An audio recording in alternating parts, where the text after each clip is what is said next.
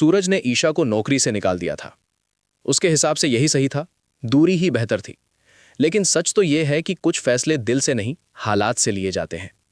Office में उस दिन काम का बहुत दबाव होता है। सूरज अपने असिस्टेंट मिश्रा जी को एक ज़रूरी फाइल तैयार करने के लिए कहता है, लेकिन मिश्रा जी थोड़ी हिचकिचाहट के साथ कहते हैं, सर बिना सेक्रेटरी के ये काम आज पूरा नहीं हो पाएगा। अगर आप कहें तो जब तक नई सेक्रेटरी नहीं आती, ईशा जी को ही बुला लेते हैं। एक पल के लिए कमरे में खामोशी छा जाती है। सूरज के चेहरे पर गुस्सा और मजबूरी साफ दिखाई देती है। वो कुछ कहना चाहता है, लेकिन हालात उसे रोक देते हैं। आखिरकार उसे हाँ कहनी पड़ती है। मिश्रा जी फोन करते हैं और जैसे ही कॉल कट होता है, कुछ ही देर में ईशा ऑफिस के दरवाजे पर खड़ी होती है। वो अंदर आती है और बिना कुछ बोले सीधे एक कोने में चली जाती है। वहां एक छोटा सा मंदिर बनाती है, दिया जलाती है और भगवान के सामने हाथ जोड़ती है। ये देखकर सूरज का गुस्सा फूट पड़ता है। वो तेज आवाज में कहता है, आप यहां काम करने आई हैं या पूजा करने?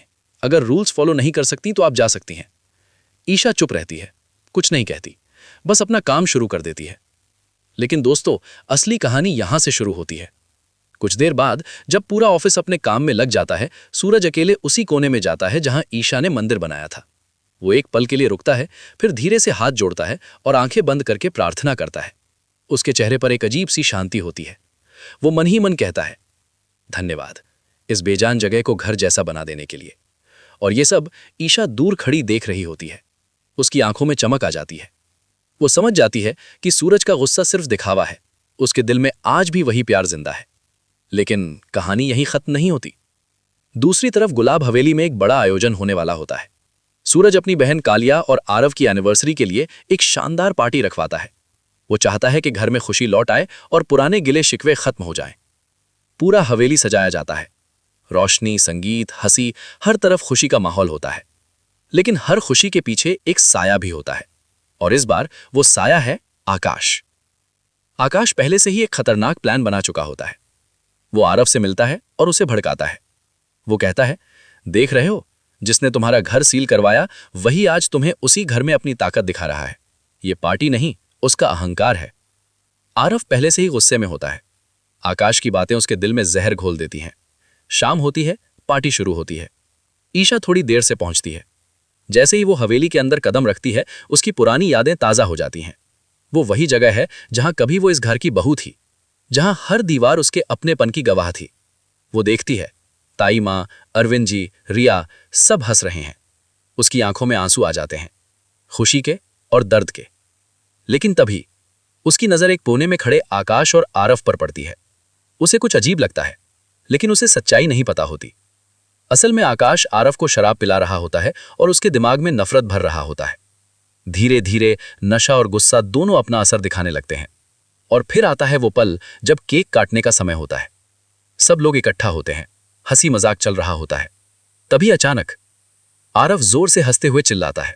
वो सूरज की तरफ इशारा करता है और कहता है, आज मेरी एनिवर्सरी से भी बड़ी बात यह है कि हमारे सूरज भैया बड़े आईएएस बन गए हैं। लेकिन क्या फायदा, जिसने अपनी पत्नी को नहीं संभाला वो शहर क्या संभालेगा। ये सुनते ही पूरा हॉल शांत हो जाता है। हर कोई एक दूसरे की तरफ देखने लगता है। अरविंद जी घबरा जाते हैं। ताई माँ के चेहरे से रंग उड़ जाता है। लेकिन आरव रुकता नहीं है। वो और भी भड़क जाता है। सूरज ने बदला लेने के लिए आकाश और ईशा को सड़क पर ला दिया और अब पावर दिखा रहा है। जब अपनी पत्नी को संभालने की हिम्मत नहीं थी तो ये मर्दानगी किस बात की। ये शब्द सीधे ईशा के दिल में चुभते हैं। उसकी आंखों में गुस्सा भर जाता है। वो भीड़ को चीरते हुए आगे बढ़ती है और इससे पहले कि कोई कुछ समझ पाए, चटाक, एक जोरदार थप्पड़ की आवाज पूरे हॉल में गूंज उठती है। ईशा का हाथ आरव के गाल पर पड़ चुका होता है। आरव लड़खड़ाकर पीछे गिर जाता है। पूरा माहौल सन्नाटे में बदल जाता है। कोई कुछ नहीं बोलता। सब बस उस पल को देख रहे होते हैं। और दूर खड़ा आकाश हल्की मुस्कान के साथ ये सब देख रहा होता है, क्योंकि यही वो चाहता था, अराजकता, टकराव और रिश्तों का टूटना। अब सवाल यह है, अपनी बहन के पति को सबके सामने थप्पड़ खाते देखकर सूरज क्या करेगा? क्या उसकी नफरत और बढ़ेगी या सच सामने आएगा? क्या ये एक थप्पड़ रिश्तों को तोड़ देगा या सच्चाई को सामने लाएगा? दोस्तों, आपको क्या लगता है, ईशा ने जो किया वो सही था या गलत? कमेंट में जरूर बताइएगा। और अगर आप भी चाहते हैं ऐसे ही दमदार अपडेट्स तो चैनल को सब्सक्राइब करना मत भूलिएगा।